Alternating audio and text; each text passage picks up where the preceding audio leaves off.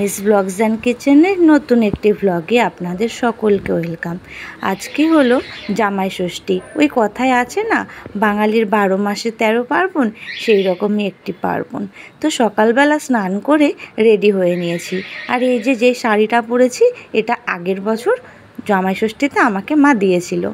আর এই যে মিষ্টির দোকানে চলে এসেছি, এখান থেকে আজকে মিষ্টি নেব। কারণ আমি দেখেছি যখনই বাবা মা আমার বাড়িতে আসে, যাওয়ার পথে এখান থেকে মিষ্টি কিনে নিয়ে যায়। তাই ওরা ভালোবাসে বলে এই দোকান থেকেই আজকে আমরা মিষ্টিটা নিয়ে বাড়ির উদ্দেশ্যে রওনা দিলাম। আগে আমার মা বলতেন যে অনেক দূরে দূরে মেয়েদের বিয়ে হতো, তারা সেরকম বাপের বাড়ি আসতে পারতো না। তো সেক্ষেত্রে মেয়েদের দেখার জন্য জামাইদেরকে নিমন্ত্রণ করা হতো, যাতে সেই দিনে মেয়ে জামাই একসাথে বাড়ি আসে, তাহলে জামাইয়ের সাথে সাথে মেয়েকেও তাদের দেখা হয়ে যায়। তো যাই হোক, বাড়ি চলে এসেছি। পাড়ার রাস্তা দিয়ে এই গলিতে ঢুকে গেলাম। একটু পরেই, দুটো বাড়ির পরেই আমাদের বাড়ি। তো এখানে আম, লিচু এগুলো আমরা কালকে রাত্রিবেলাতেই কিনে রেখেছিলাম। আর এই যে বাড়ি চলে এসেছি। বাড়ি এসে ঘরে ঢুকে এখন আমি আর আমার হাজব্যান্ড দুজনে মিলে বেরিয়ে গেলাম একটু ওই 4 নম্বর 5 নম্বর ওই দিকে। কি সুন্দর না, এই জায়গাগুলো আসলে এত ভালো লাগে। এখানে এত পুকুর আছে, তো প্রচুর হাওয়া হয়। আর বাড়ি ফিরতে না ফিরতেই মা কিন্তু এখানে সকালবেলা যেসব খাবার টাবার দেওয়া হয় সেগুলো মা দিয়ে দিল। আর আমি এসে জামা কাপড় সব ছড়িয়ে ছিটিয়ে রেখেছিলাম বলে ঘরটা প্রচুর ময়লা দেখতে লাগছিল।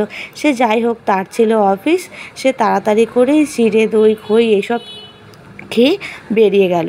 আর তার কিছুক্ষণ পরেই আমার চলে এলো দিদিরা। এই যে দিদির মেয়ে। ভালো আছো তো? একদম ভালো নেই, গরম। তারপরে এখানে মা দিদি আর জামাইবাবুর জন্য খাবারটা রেডি করে নিচ্ছিল। আর এই যে আমার জামাইবাবু বসে পড়েছে খাওয়া দাওয়া করতে। আর দিদিরা অনেকটা বেলা করে এসেছিলো। আর আমার হাজব্যান্ড তো চলে গেছিলো অফিসে, কারণ ওর অফিস ছিল। আর জামাইবাবুর আজকে ছুটি ছিল। তো তারপরেই আমাদের বাড়িতে এসেছিলো আমাদের একটা ছোট্ট ভাইজি। এ কিন্তু বিয়ে হয়ে গেছে। এ আগে ছোটোবেলা থেকে একদম হাতে খড়ি থেকে আমাদের কাছে পড়তো, আমার কাছে, মায়ের কাছে। তো দেখতে দেখতে ও বড় হয়ে গেল। এই যেখানে আমরা ছোটোবেলাকার গল্প করছিলাম আর হাসাহাসি করছিলাম।